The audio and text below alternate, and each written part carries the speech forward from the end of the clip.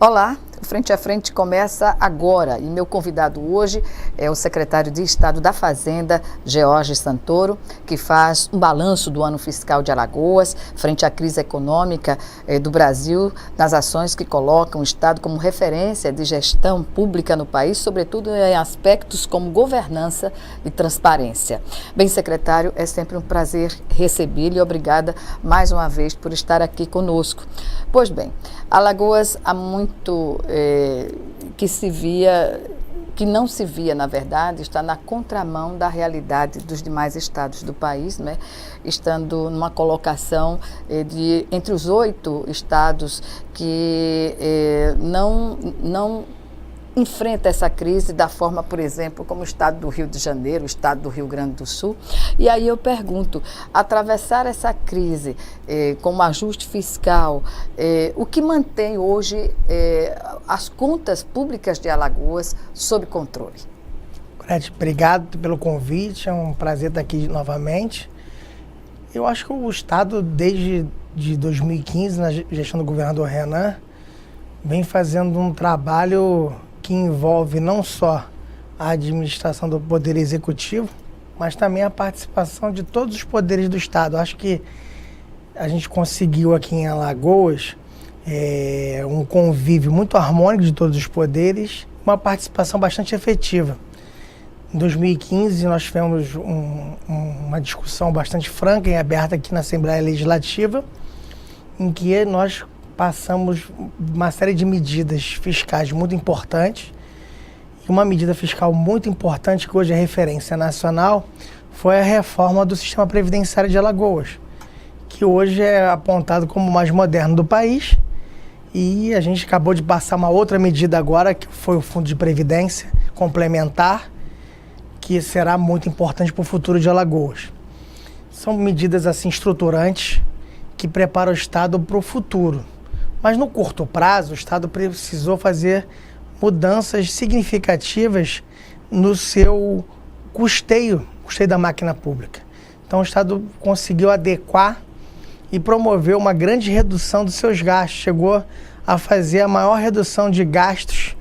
Chegamos a reduzir 15% a valores reais entre 2015 e 2016. Isso é apontado, o professor Raul Veloso aponta, com o maior esforço fiscal relativo do país nesse período. E por que foi necessário fazer isso? Foi necessário porque Alagoas não tinha recursos suficientes para honrar suas despesas.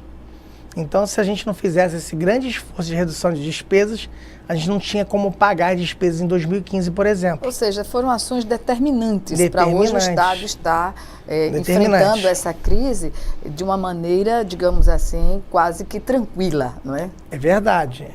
E de um outro lado, a gente também procurou movimentar a Secretaria de Fazenda para melhorar a sua estrutura de arrecadação, né? Porque o Estado ficou muitos anos, enquanto a média de crescimento de arrecadação dos estados do Nordeste caminhava a crescimento real de 4%, 5%, 6%, Alagoas não tinha crescimento de arrecadação a valores reais.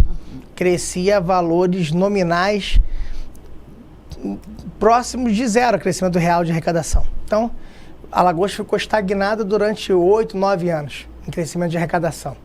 Então, a gente precisava mudar essa situação. Não era só questão econômica, porque o PIB de Alagoas teve um certo crescimento nesse período.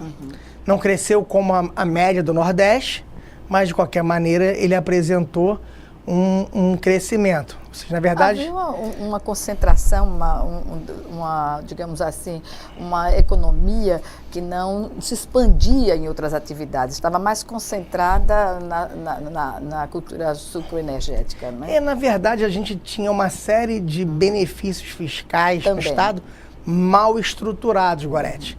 Na verdade, a gente dava benefício fiscal de uma forma não transparente e de uma forma não estruturada. E desigual. E desigual, e pior do que isso, a gente não conseguia atrair muitas empresas, porque a gente acabava, como esses benefícios eram complicados, não eram simples de se entender, o empresário ficava meio reticente Ele até vinha para o Estado, mas ele ficava muito preocupado.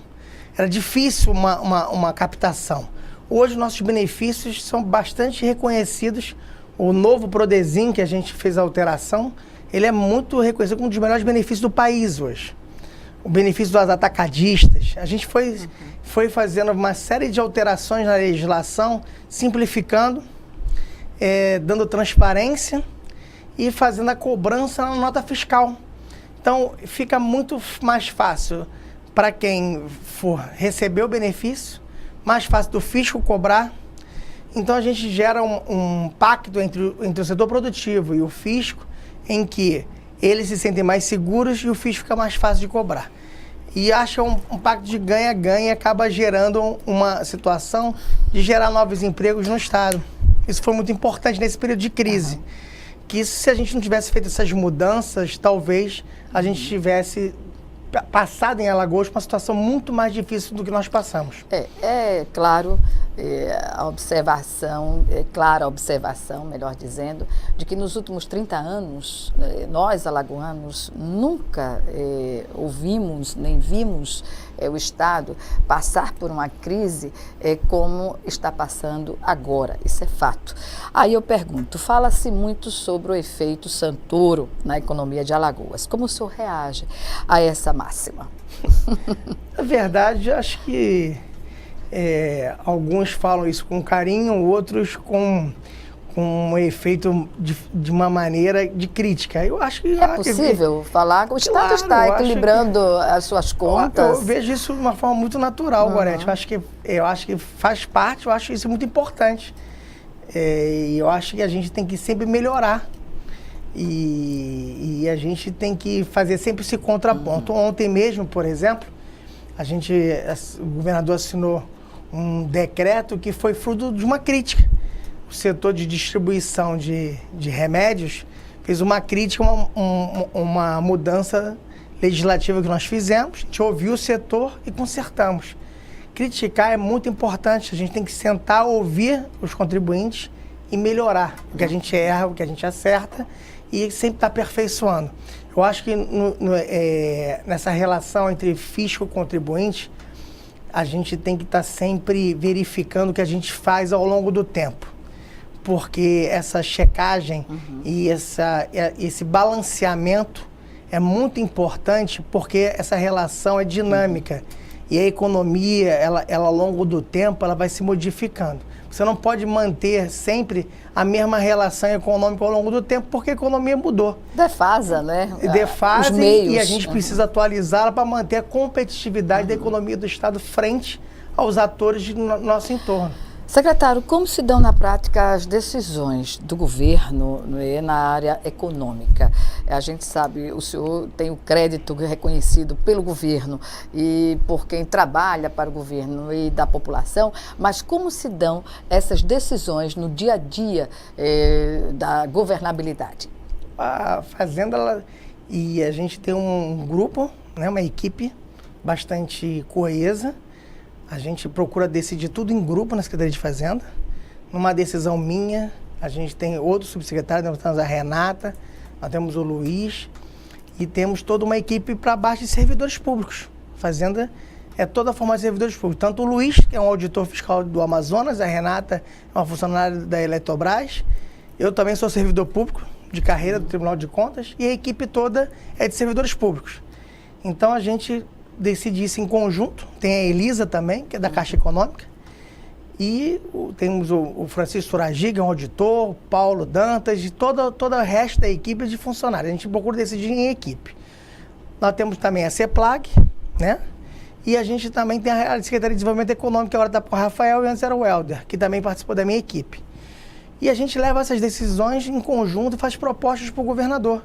E o governador ouve todo mundo e acaba decidindo. As decisões são em conjunto e o governador, no final, dá a palavra final sempre. Respalda. Claro. Secretário, o Estado hoje cumpre a lei de responsabilidade fiscal até com uma certa folga, que há muito também não se via, né? Qual é a situação que o senhor encontrou e como está agora de fato? O Estado, no final de 2014, tinha estourado os limites da LRF na despesa de pessoal. estava com um nível de endividamento bastante alto, estava 175% da receita corrente líquida. A gente se enquadrou na despesa de pessoal. De lá para cá, a despesa de dívida do Estado saiu de 175 para 100, 102, 100, dependendo do mês, mas está em torno de 100% da receita corrente líquida, que é uma diminuição significativa. De um lado, porque a gente conseguiu, o governador, com a ajuda da bancada, com a ajuda do senador Renan, a gente conseguiu essa renegociação que foi a lei complementar 148 e esse alongamento da dívida, que é da lei complementar 156. Foi muito importante. O governador liderou essa discussão com os governadores. Que levou outros governadores a participar. A também participar. Exatamente. No final iniciativa. Foram 24 estados beneficiados com essa renegociação, mas Alagoas, dos 24, foi, sem dúvida nenhuma, Alagoas, Mato Grosso e Goiás foram os 3 estados maiores beneficiados.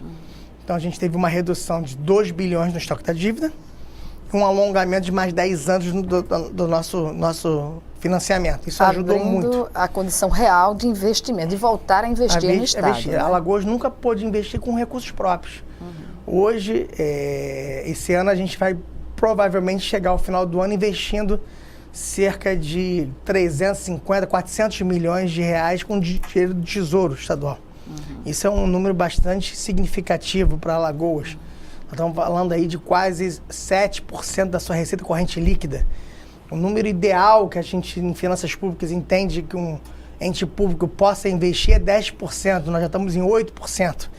Então, é um número muito, da sua receita corrente líquida, é um número muito próximo do número ideal. Então, a gente, em 3 anos, saiu de uma situação de insustentabilidade fiscal, ou seja, a gente estava classificado pelo Tesouro Nacional como classificação D-. Vamos fechar esse ano, provavelmente, vai sair a classificação agora essa semana, como B. Então a gente sai de uma classificação muito ruim para uma classificação boa fiscal. Então é uma virada de página do Estado muito grande. Pois é, a palavra de ordem é arrecadar, né? Mas o que dizer ainda sobre... Eu não diria, Gorete, que é arrecadar. Na verdade, a gente, ao longo desse período, a gente buscou não arrecadar por arrecadar. Na verdade, a gente buscou arrecadar com qualidade, que é muito diferente de arrecadar. A gente procurou arrecadar de quem pode pagar. Sim. Isso é muito diferente. Certamente. Mas ainda sobre a lei de responsabilidade fiscal, hoje o Estado está em dias com a lei. E quanto o Estado desembolsa para o pagamento de pessoal ainda? Esse mês, agora a gente está fechando a folha do mês de novembro com 283 milhões de reais. A folha. E quanto o Estado hoje arrecada? O Estado vai fechar o ano em torno da sua receita corrente líquida em torno de 8 bilhões de reais. Pois bem, entre as metas que são colocadas anualmente, a gente já sabe, e no próximo bloco, nós vamos abordar essa questão, que está relacionada à condição orçamentária do Estado, né? E dos outros poderes também. Voltamos em menos de 1 minuto. Até já.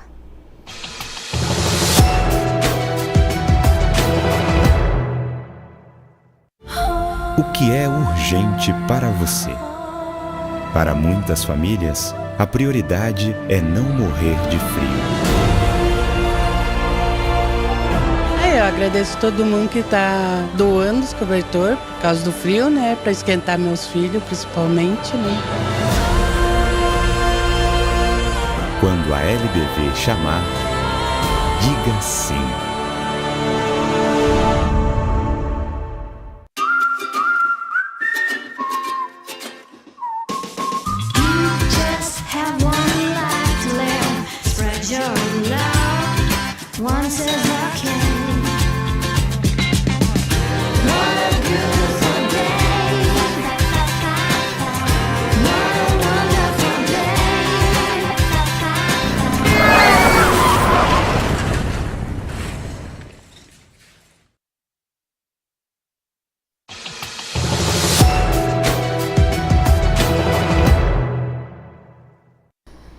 Estamos de volta com Frente a Frente, que hoje recebe o secretário de Estado da Fazenda, George Santoro, que nos faz aqui um balanço das atividades do Estado para arrecadar e, claro, com qualidade. E isso a gente vai ver ainda nesse bloco, na conversa com o secretário. Mas, secretário, o governo tem feito investimentos significativos com recursos próprios. O senhor já adiantou no bloco anterior.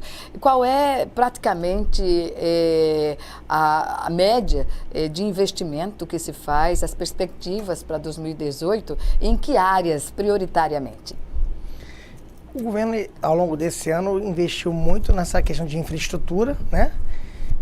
Estamos com um programa Pró-Estradas andando ao longo de todo o estado, né?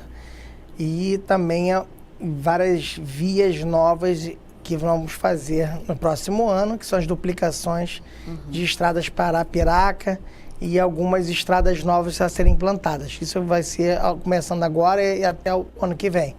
Mas ao longo desse ano, nós tivemos os dois hospitais aqui em Maceió, né? A maternidade e o metropolitano, já o de Porto Calvo, e saímos 2 editais agora de licitação de Delmiro Gouveia e o outro hospital também que a gente já está fazendo de regionais, né? São investimentos importantes. Na área de segurança pública tem as CISPs, né? Cada CISP dessa é um investimento considerável em segurança pública, já tem 8 prontas e mais 12 para integrar até abril do ano que vem. Então são investimentos todos com recurso próprio. Essa maternidade a gente está adiantando os recursos do Tesouro, porque o governo federal está com problemas financeiros, não está repassando nas datas previstas, a gente está adiantando recursos. Isso tem acontecido com algumas obras federais, o Tesouro tem antecipado as contrapartidas para as obras não atrasarem. E, basicamente, esses investimentos têm sido bastante vultosos, né? E as vias de estradas, né, que a gente está dando as manutenções, né? Passa o período de chuvas, né? E a gente está fazendo essas duplicações e vias novas.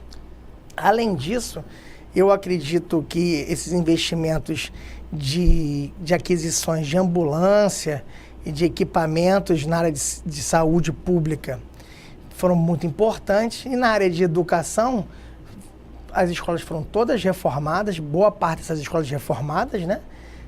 Quadras foram feitas em diversas escolas. Há um programa em andamento na Secretaria de Educação de reestruturação física dessas escolas desde o início do governo e foi bastante aumentado ao longo desse ano de 2017. Então nós temos aí um volume de investimento muito grande no estado e o número que eu te falei é valor pago, não é nem empenhado, né? A gente já pagou até agora, esse ano, cerca de 270 milhões, eu acho que até dezembro a gente vai chegar a esse valor de talvez de 400 milhões de tesouro pago esse ano. É um valor muito substancial. Pois é, secretário. Além das obras de saneamento, a Casal esse ano está botando 100 milhões de reais em água e esgoto em diversas cidades do estado, um investimento que a Casal nunca tinha feito antes. 50 milhões de reais do Tesouro e 50 milhões de reais da Casal. A Casal que por pouco não foi privatizada, não é? E reagiu e mostrou que tem a condição de desempenhar sua função. A função. Pois bem. Secretário, o senhor falou aí no investimento, não é? E para isso tem que ter uma base fiscal sólida, o Estado, mas eu pesquisei e vi que o governo está investindo também na diversificação da cadeia produtiva. Não é? Isso representa na prática o quê? A gente está vislumbrando, Gorete, que o Estado tem que abrir um pouquinho as possibilidades, né? Então a gente vem de um período muito grande de tempo em que o sucrocoleiro dominou a economia do Estado. E a gente está vendo crescer substancialmente o setor turístico do Estado. Eu acho que é um momento importante. Com uma parte desses investimentos, a gente está colocando em infraestrutura, né? Para cada real que você coloca em vias e estradas, o setor privado, em geral, tem um efeito multiplicador no setor privado que pode chegar a 3, 4 vezes o que você coloca. Se a gente vai colocar aí, esse ano e o ano que vem, em torno de 1 bilhão e meio de reais nesse segmento, o setor privado acaba, em investimento reflexo, podendo gerar até 4 vezes esse valor.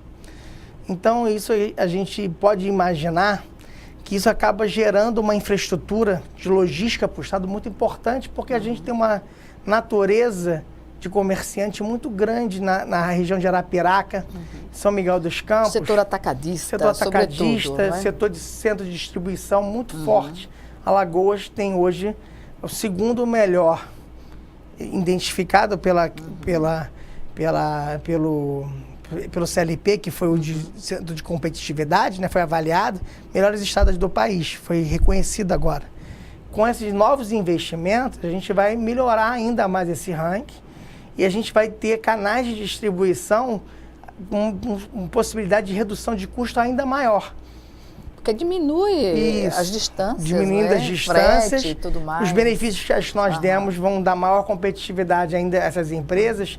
E a gente pode ter aí um grande canal de investimentos econômicos para o Estado. Podemos dizer, então, afirmar que o Estado está no processo de transição, dessa diversificação da economia, Eu não tenho dúvida disso, não tenho dúvida. Finalmente, não é? Porque monocultura não faz bem a Não faz bem a ninguém, porque a gente tem que apostar em outras... Nem ao próprio setor. Pois é. Eu acho que a gente tem que ter outros canais alternativos para a gente não ficar dependente só do setor.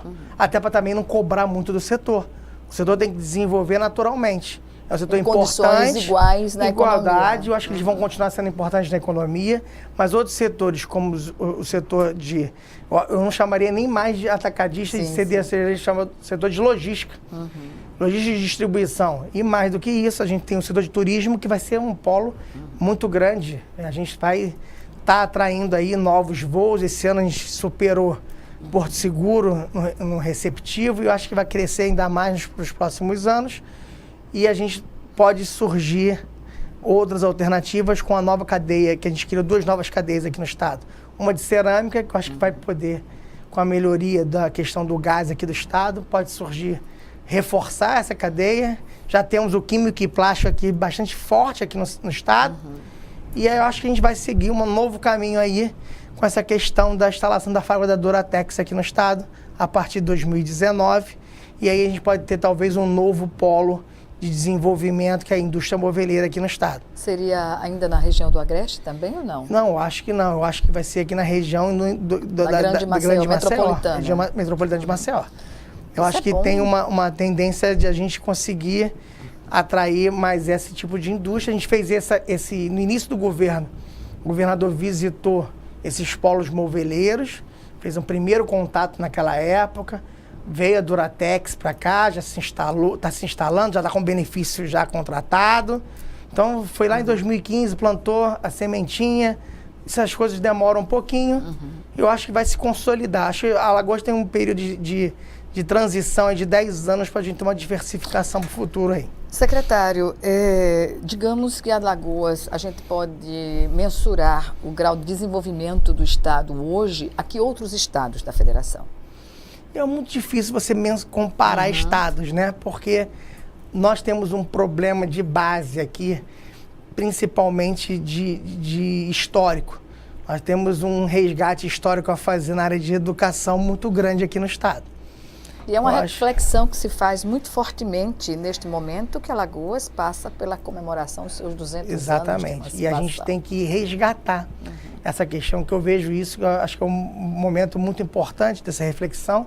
Nós temos que resgatar essa questão do analfabetismo aqui no estado, são gerações de analfabetos aqui no estado, e a gente tem que resgatar reinserir esses analfabetos que seus filhos hoje estão tendo a oportunidade de poder estudar.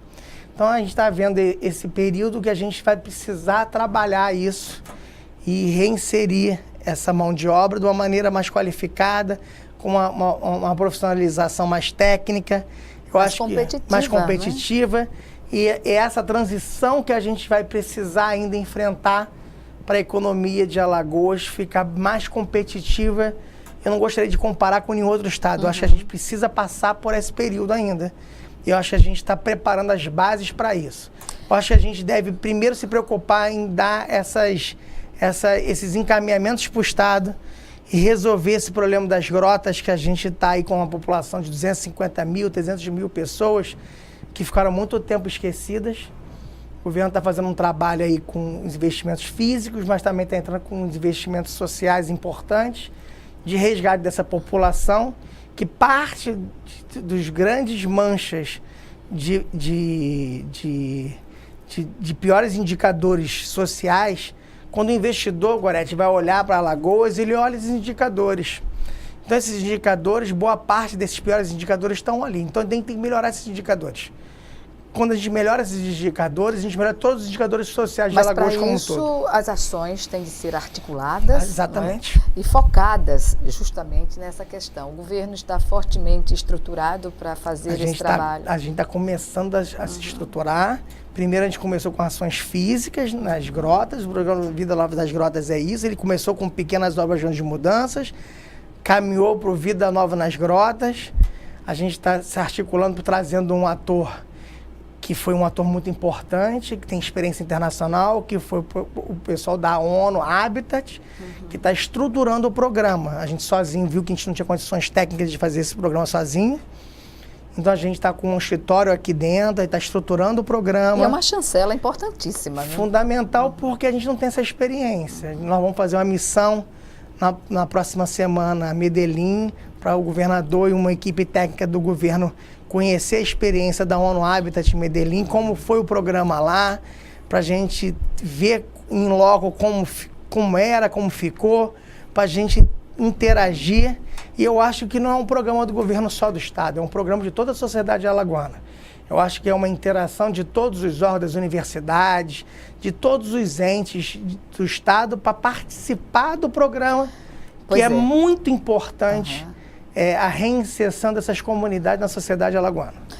O que dizer do segmento empresarial nessa tarefa, nessa pactuação do governo, instituições e a sociedade, secretário? É muito importante a participação dos empresários, até porque, Gorete, todos os locais que esse tipo de programa funcionou, teve alguns que começaram e deram errado, teve alguns que começaram, teve um êxodo num período, depois não foram bem. Teve algumas cidades do mundo que funcionou. E a gente tem que procurar pegar os erros de todo mundo e fazer um programa bastante exitoso. Por quê? Porque a valorização patrimonial da cidade é impressionante. Onde você faz isso bem feito, você reinsere essas pessoas na sociedade, você vai ter uma mão de obra mais qualificada para trabalhar, você vai ter um novo mercado consumidor com melhor condições financeiras, você vai ter novos negócios na cidade, você vai ter essa questão da valorização patrimonial impressionante. Você vê a valorização de Medellín como era antes, os imóveis como é hoje, os imóveis, é impressionante. Então, seu patrimônio duplica, triplica de valor que você tem hoje. Então, os empresários, a classe média e a sociedade mais abastada... Medellín, que era tomada pelo tráfico, Tomada pelo tráfico. Hoje é uma cidade referência no mundo. Bogotá, uma São Paulo humanizada, exatamente. Digamos assim. Então, você vê como é que você muda o patamar quando você tem um tratamento diferenciado. Mas a gente está iniciando esse trabalho. Eu acho que é um trabalho de longo prazo, mas sozinho o Estado não vai resolver. É o Estado com a participação da sociedade. Eu acho que forças vivas da sociedade. Todas as forças da sociedade têm que participar desse trabalho. Eu acho que a gente tem iniciado esse esforço. As obras são um pedaço do trabalho. Eu acho que todo mundo tem que participar desse trabalho. Eu acho que é um trabalho da sociedade alagoana. Mas é a partir das obras, do empoderamento, as obras da cidadania que dão visibilidade, não é? As obras dão dignidade àquelas pessoas, porque aquelas pessoas não conseguiram nem sair de casa. Hoje, quem viu uma obra dessa, quem visitou, tem a exata noção do que era e o que fica com uma obra dessa. Ainda tem muito que ser feito ainda. Tem ainda a questão do esgotamento. Algumas obras, a obra ainda precisa melhorar. Isso é um início do programa. Eu acho que esse programa tem que ser complementado ao longo do tempo e isso está no planejamento do Estado. Mas o início é muito importante. É isso. Secretário, nós vamos chamar agora o nosso último intervalo e o Frente a Frente volta em 1 minuto. Até já.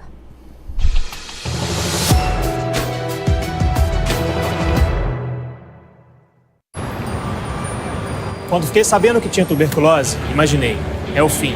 Mas logo descobri, tuberculose tem cura. Se parar o tratamento, a doença pode voltar mais forte. Família, amigos, profissionais de saúde, todos juntos contra a tuberculose. É bom saber que eu não estou sozinho. Em caso de tosse por mais de 3 semanas, procure uma unidade de saúde. Pode ser tuberculose e o tratamento precisa ser feito até o fim. Quando aquele seu amigo namorador teve a primeira filha, você falou que ele passou de consumidor a fornecedor? Já aproveitou ônibus lotado para se aproveitar da passageira?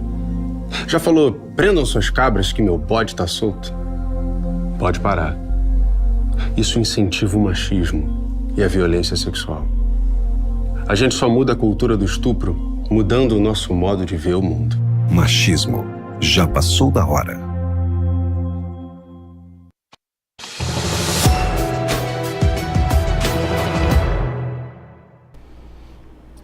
Estamos de volta para o último bloco do Frente a Frente, que hoje recebe o secretário de Estado da Fazenda de Alagoas, George Santoro. Secretário, falemos agora sobre o orçamento para 2018. A LOA já foi encaminhada à Assembleia, está em apreciação e a gente sabe que os poderes vão ser chamados, né, para conversar, porque, na verdade, a contrapartida dos poderes é esperado pelo Executivo, né, para manter as metas do ajuste fiscal. Em que pese, o Poder Legislativo tem sido um parceiro do Estado incondicional, praticamente, nessa tarefa. Como o senhor está vendo este momento? Gorete, a gente vai ter agora, até final de dezembro, que é assinar o termo aditivo da Lei Complementar 156, né? Que trata dessa renegociação da dívida.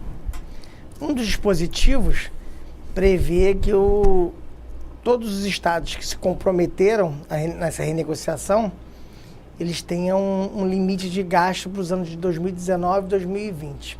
É como se fosse 18 e 19. É como se fosse um limite prudencial também que se estabelece. É mais ou menos, né? Isso, um limite prudencial. Qual é a dificuldade que os estados têm? Diferentemente da União, que estabeleceu esse teto de gastos, os estados têm despesas vinculadas de educação e saúde. Então, se a minha arrecadação cresce, eu tenho que gastar mais em educação, tenho que gastar mais em saúde.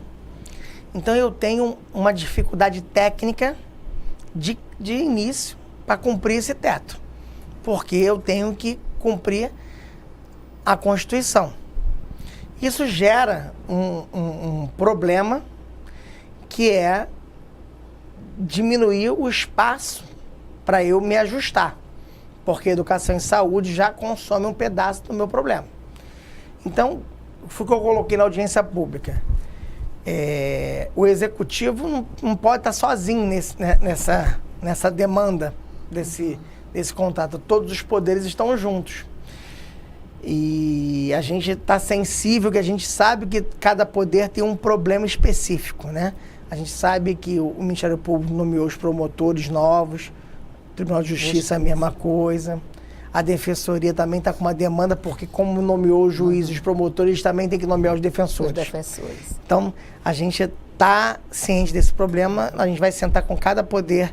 Acredito que agora, antes da discussão da Assembleia Final, a gente vai tentar ver o que a gente pode atender, mas eu tenho um teto que eu tenho que cumprir, esse do acordo da dívida, né? Mas a própria... Eu estou aguardando, Gorete, porque o decreto desse teto parece que vai ser alterado. Na última reunião do CONFAS semana passada, os estados fizeram um pleito ao secretário executivo do Ministério da Fazenda para ele dar uma flexibilizada nesse teto. Vamos ver, parece que surtiu efeito, ele vai dar uma melhorada na redação, porque do jeito que está, até o estado da Bahia judicializou uma ação, porque está muito difícil o cumprimento.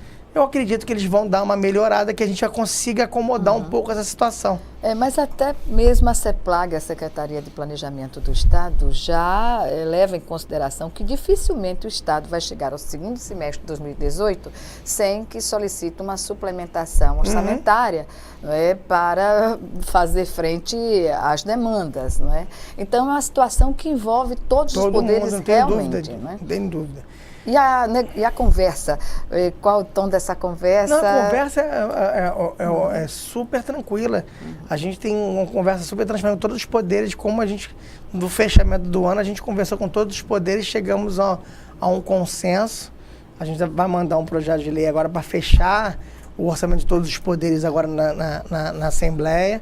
Acho que o tom é... Muita conversa técnica, não é? Conversa técnica, a gente conversa com as equipes técnicas de cada poder. Eu acho que isso que é o mais importante. Eu acho que isso tem sido o tom desde 2015. Eu acho que isso tem ajudado muito, como eu falei no início da nossa conversa, Gorete.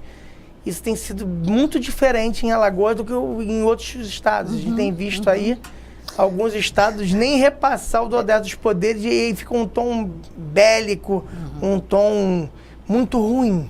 Sobre a capacidade de arrecadação do Estado para 2018, o que é que se pode antever de ação da Secretaria da Fazenda, da equipe econômica, para fazer frente a essas necessidades? A gente está com uma obra, que é uma obra muito importante, que a gente vai dar ordem de serviço, que é a obra do posto fiscal de Novo Lino, né? Que a gente fechou já o posto.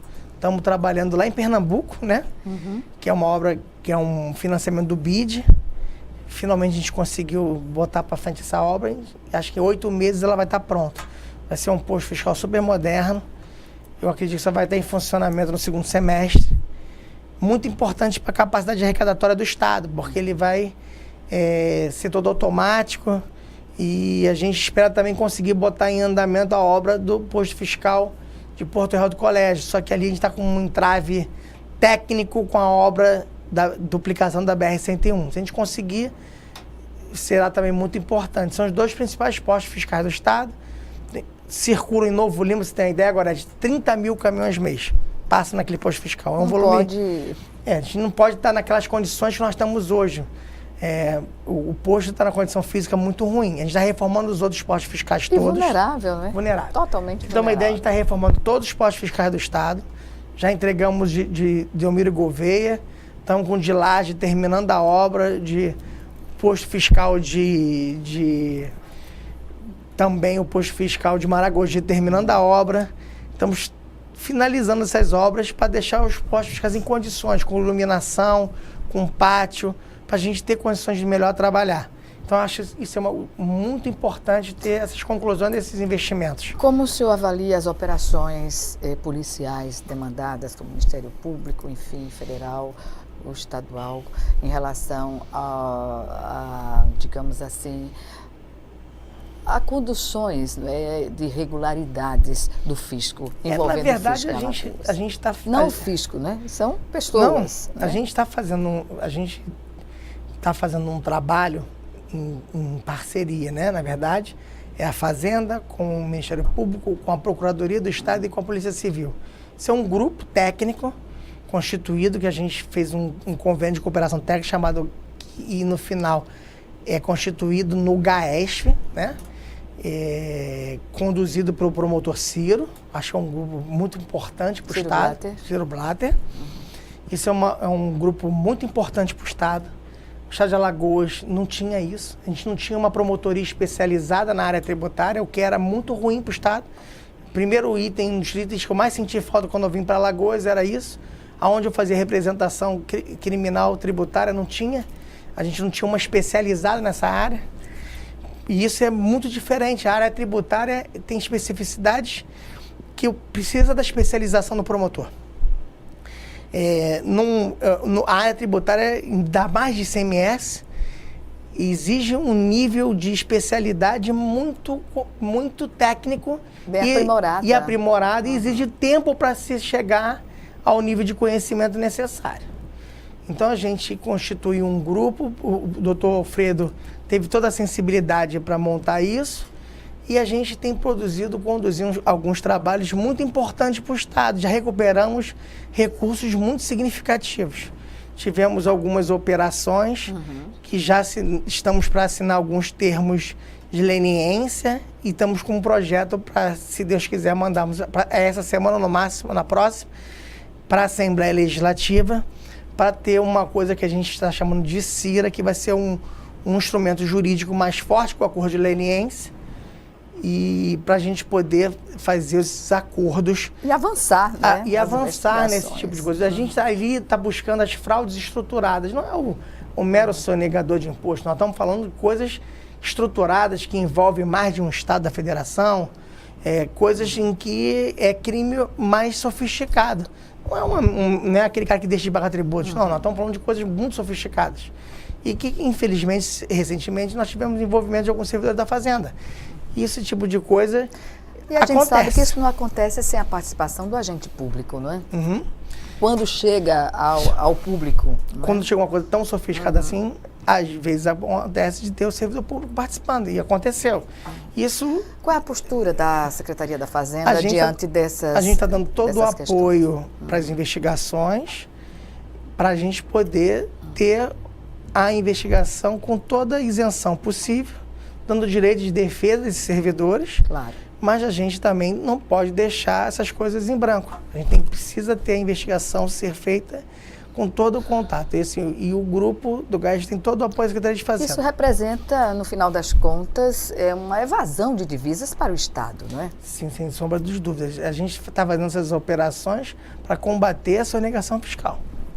Eu acho que isso é muito importante ficar claro. O que o Estado está objetivando é recuperar a arrecadação. E mais do que isso, Gorete, a gente está visando, no final das contas, a gente acaba fazendo uma equalização de competitividade.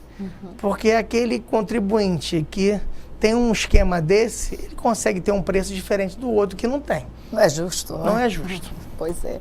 Bem, a política de incentivos fiscais do Estado ainda terá alguma mudança? Há previsão? Na verdade, a gente agora está muito tolhido porque a União aprovou uma lei complementar proibindo novos incentivos fiscais. O que a gente fez ontem já estava aprovado antes, né? Então a gente não pode mais dar incentivos fiscais. A gente, no máximo, vai poder, a partir da aprovação do convênio de aprovação da Lei Complementar 160, colar benefícios de outros estados. Mas, no máximo, a gente vai poder aperfeiçoar os existentes. Eu acho que a gente fez um leque de benefícios fiscais muito grande no estado de Alagoas.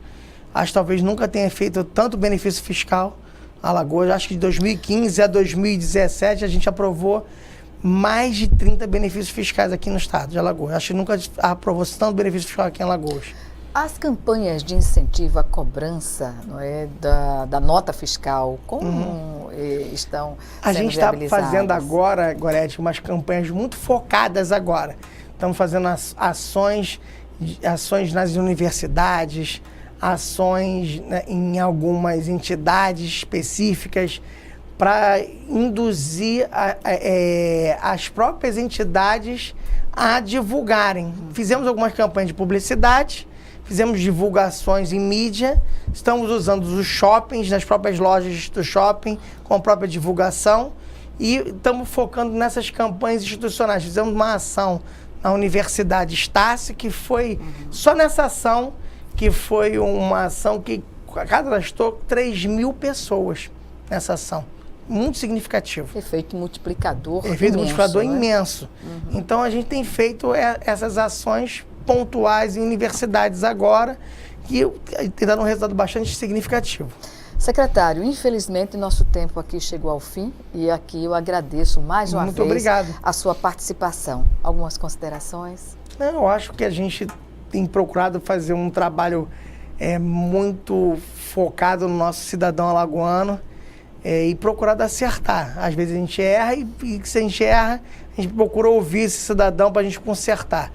E a gente, você falou no hora dos benefícios fiscais, eu acho que a Alagoas fez muitos benefícios fiscais e muitas vezes, os contribuintes da ponta, lá na ponta, esse benefício às vezes não chegou nele.